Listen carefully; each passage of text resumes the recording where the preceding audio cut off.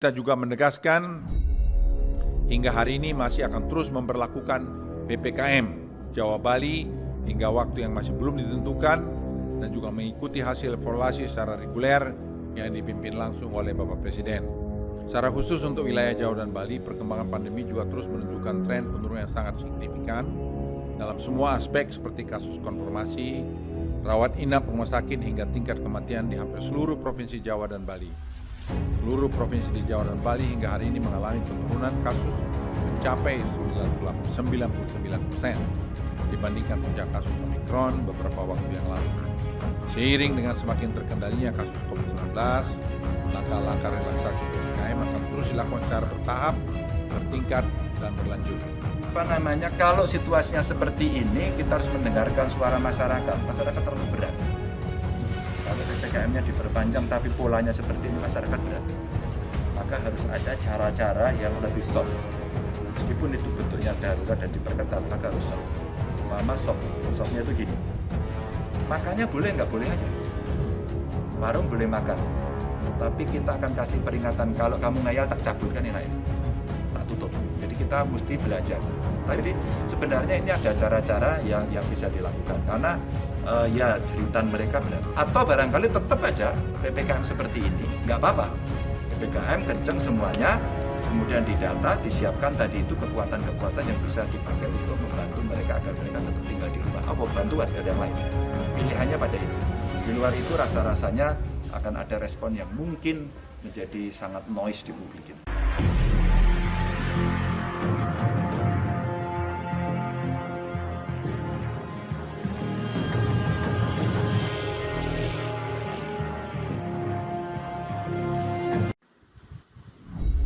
Hanya akal-akalan embat uang rakyat.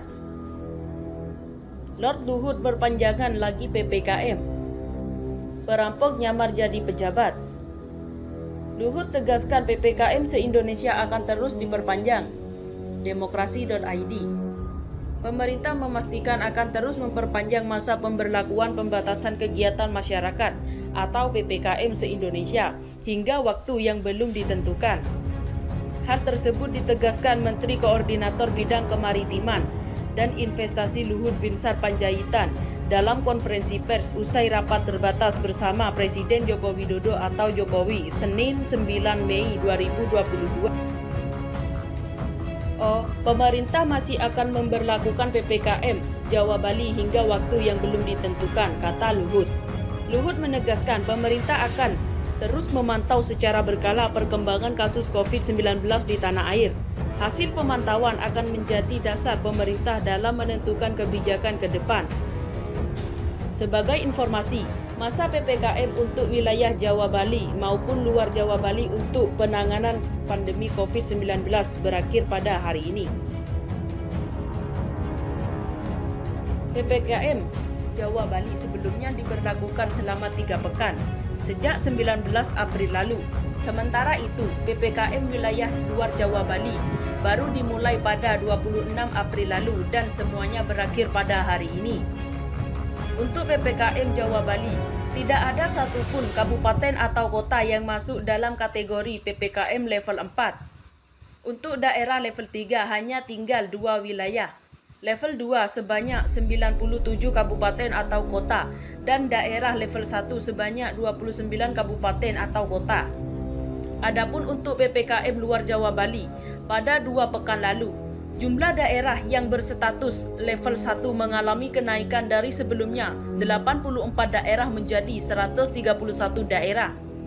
Sementara itu, pada level 22 turun dari sebelumnya 259 menjadi 216 daerah. Penurunan serupa juga terjadi pada daerah PPKM level 3 dari yang sebelumnya 43 daerah menjadi 39 daerah. Sementara itu, tidak ada lagi kabupaten atau kota di luar Jawa Bali yang masuk dalam kategori PPKM level 4. Luhut, saya baru dari Amerika. Ramai-ramai kita kena Omikron di sana. Menteri Koordinator Bidang Kemaritiman dan Investasi, Luhut Binsar Panjaitan mengaku dirinya sempat terpapar COVID-19 varian Omikron. Dia terinfeksi varian Omikron saat melakukan kunjungan kerja ke Amerika Serikat beberapa waktu lalu. Kemarin saya baru dari Amerika, ramai-ramai kita kena Omikron di sana, kata Luhut dalam konferensi pers di YouTube Sekretariat Presiden Senin 9 Mei 2022. Oleh sebab itu, dia mengingatkan semua pihak untuk tetap berhati-hati dengan penyebaran COVID-19 pasalnya. Amerika mengalami lonjakan kasus COVID-19 yang cukup tinggi secara tiba-tiba. Anything could happen. Seperti Amerika kasusnya bisa tinggi tiba-tiba 100 kasus per hari, jelas Luhut. Seperti diketahui, Luhut berkunjung ke Amerika Serikat untuk menemui CEO. Pertemuan tersebut berlangsung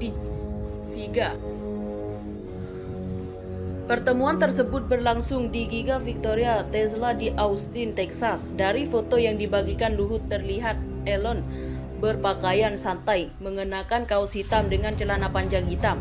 Sementara itu, Luhut datang bersama timnya mengenakan setelan jas. Luhut melihat mengenakan jas berwarna biru dongker dan kemeja biru muda.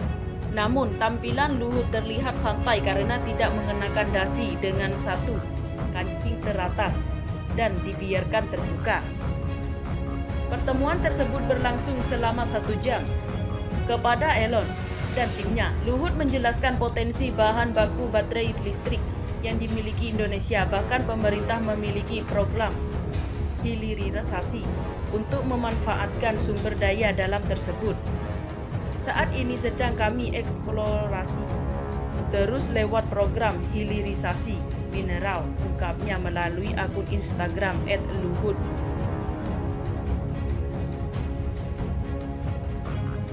Nanti tanggal 14 Mei saat kunjungan kenegaraan Presiden Joko Widodo ke Amerika Serikat, Elon berjanji akan mengubah demi menemui langsung Presiden Jokowi, kata dia. Dalam pertemuan tersebut, Luhut juga mengundang kehadiran Elon ke Bali dalam forum B20 yang menjadi salah satu rangkaian kegiatan G20 pada November mendatang. Terima kasih telah kunjungi channel ini. Kami hanyalah sebatas menginformasikan. Andalah yang memutuskan.